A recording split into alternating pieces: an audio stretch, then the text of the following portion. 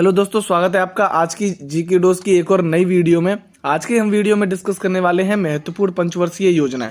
दोस्तों, जो पंचवर्षीय योजनाएं होती हैं वो हर एग्जाम के लिए इंपॉर्टेंट होती हैं, क्योंकि एक ना एक क्वेश्चन उसमें से आ ही जाता है। तो आपको पूरी जो पंचवर्षीय योजना है उनको पूरी ध्यान से सुनना है। और उसी के साथ आज की वीडियो को हम स्टार्ट करते हैं। वीडियो को स्टार्ट करते हुए सबसे पहले हम जान लेते हैं कि पंचवर्षीय योजनाएं होती क्या हैं। तो दोस्तों, लिखा हुआ है कि भारत के स्वतंत्र होने के बाद पंडित जवाहरलाल नेहरू जी की अध्यक्षता में, जो कि भारत के पहले प्रधानमंत्री बने थे, उनकी अध्यक्षता में आर्थिक नियोजन समिति का एक गठन किया गया था। याद रखना है आपको। और इसी आर्थिक नियोजन समिति की सिफारिश पर 15 मार्च 1950 को योजना आयोग का गठन किया गया और भारत के विकास के उद्देश्य से पंचवर्षीय योजनाएं बनाना शुरुआत की गई। याद रखना है आपको। और उसी के साथ आज की हमारी पहली पंचवर्षीय योजना है। दोस्तों, जो पहली पंचवर्षीय योजना है इसकी जो शुरुआत हुई है वो हुई है 1951 से 1956 तक इसकी शुरुआत हुई। और इसका जो बेसिकली उद्देश्य था वो था कृषि क्षेत्र पर ध्यान के साथ बहुउद्देशीय परियोजनाओं का निर्माण करना। ये भी आपको याद रखना है। और जो पहली पंचवर्षीय योजना का जो मॉडल था वो हेरोड डोमर पर आधारित था। ये भी आपको याद रखना है। और इसे पंडित नेहरू जी के नेतृत्व में लॉन्च किया गया था इस योजना को। तो आपको याद रखना है, पहली पंचवर्षीय योजना जिसका जो मॉडल है वो हेरोड डोमर मॉडल पर आधारित है और इसकी जो शुरुआत है वो 1951 से 1956 तक होती है। याद रखना है। और उसी के साथ हमारी अगली पंचवर्षीय योजना है जो कि है दूसरी पंचवर्षीय योजना। दूसरी पंचवर्षीय जो योजना है उसकी जो शुरुआत है वो 1956 से 1961 तक हुई। और इसका जो बेसिकली उद्देश्य था वो था औद्योगिक यानी कि इंडस्ट्रीज के विकास की नीति लाना। याद रखना है। और इसका जो मॉडल है वो पीसी महालनोबिस पर आधारित है। याद रखना है आपको, जो पहली पंचवर्षीय योजना और जो दूसरी पंचवर्षीय योजना है ये दो ही हैं जो मॉडल पर आधारित है। इसलिए आपको इन दोनों के जो मॉडल हैं जो किस पर आधारित हैं ये आपको जरूर याद करके ले जानी है, परीक्षा में बहुत आपके काम आएंगे। याद रखना है। और जो दूसरे पंचवर्षीय योजना है ये भी पंडित नेहरू जी के नेतृत्व में ही इसको लॉन्च किया गया था। और इसके द्वारा कई औद्योगिक जैसे दुर्गापुर उद्योग, भिलाई, राउरकेला के जो इस्पात कारखाने हैं उन सभी का निर्माण किया गया था। याद रखना है आपको। और उसके अब हम चलते हैं हमारी अगली योजना पर। दोस्तों, अगली योजना है हमारी तीसरी पंचवर्षीय योजना। दोस्तों, जो तीसरी पंचवर्षीय योजना है उसकी जो शुरुआत है वो 1961 से 1966 तक होती है।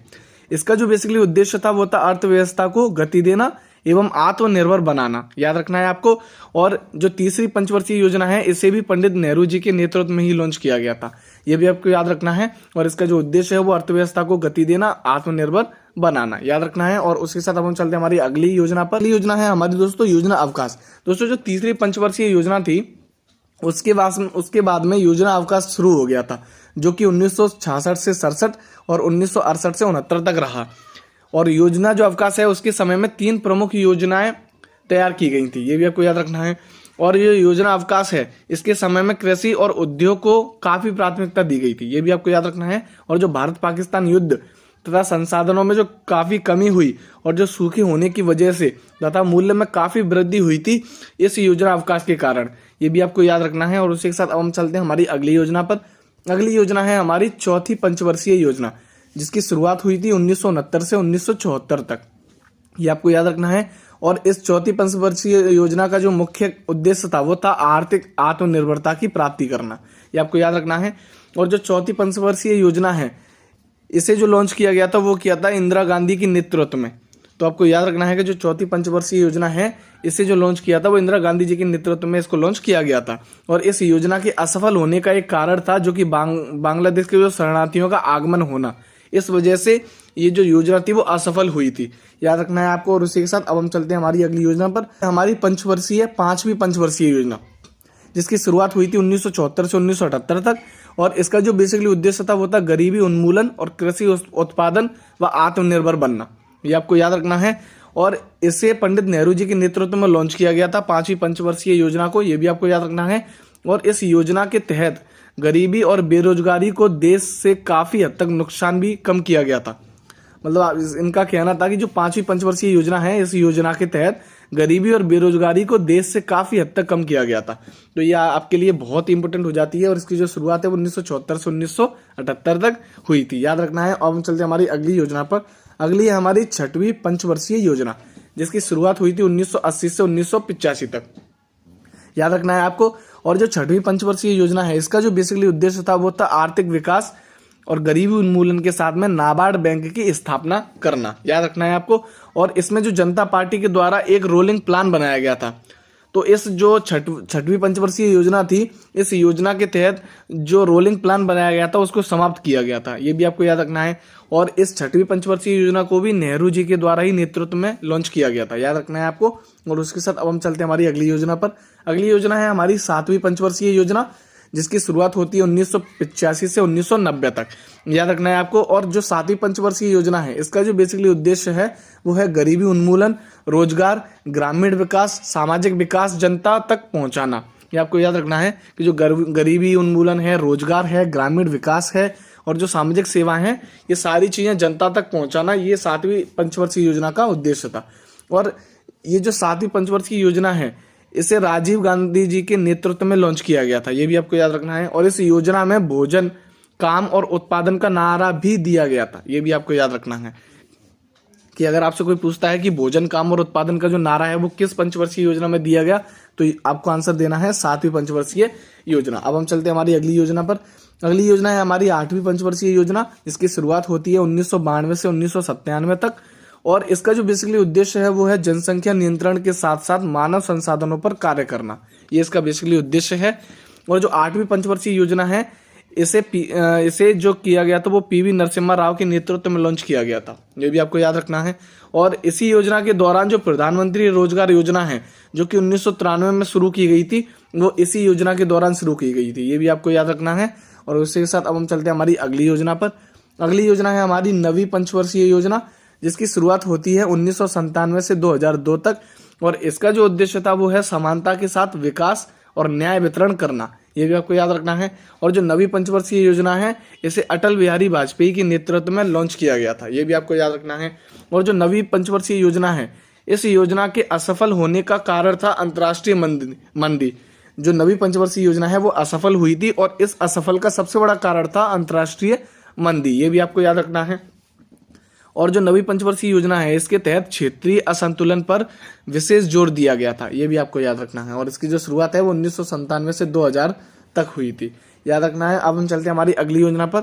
अगली योजना हमारी है 10वीं पंचवर्षीय योजना, जिसकी शुरुआत होती है 2002 से 2007 तक। और जो 10वीं पंचवर्षीय योजना है, इसका जो बेसिकली उद्देश्य था वो है प्राथमिक शिक्षा प्रदान करना, कृषि क्षेत्र में कार्य और ग्रामीण विकास पर जोर देना, ये 3 इसके महत्वपूर्ण उद्देश्य थे, ये आपको याद रखना है। और जो 10वीं पंचवर्षीय योजना है वो भी अटल बिहारी वाजपेयी और मनमोहन सिंह के नेतृत्व में लॉन्च की गई थी। इसमें 2 लोगों का शामिल था जिन्होंने लॉन्च की थी, एक तो अटल बिहारी वाजपेयी थे और एक थे मनमोहन सिंह जी, तो याद रखना है आपको। और शुरुआत इसकी 2002 से 2007 तक होती है। अब हम चलते हैं हमारी अगली योजना पर। अगली योजना है हमारी 11वीं पंचवर्षीय योजना, याद रखना है। और इसकी जो शुरुआत होती है वो होती है 2007 से 2012 तक। और जो 11वीं पंचवर्षीय योजना है, इसका जो उद्देश्य था वो था योजना का तीव्रतम एवं समावेशी विकास करना, ये भी आपको याद रखना है।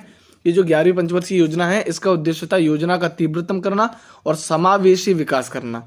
और जो 11वीं पंचवर्षीय योजना है, इसे मनमोहन सिंह के नेतृत्व में लॉन्च किया गया था, याद रखना है आपको।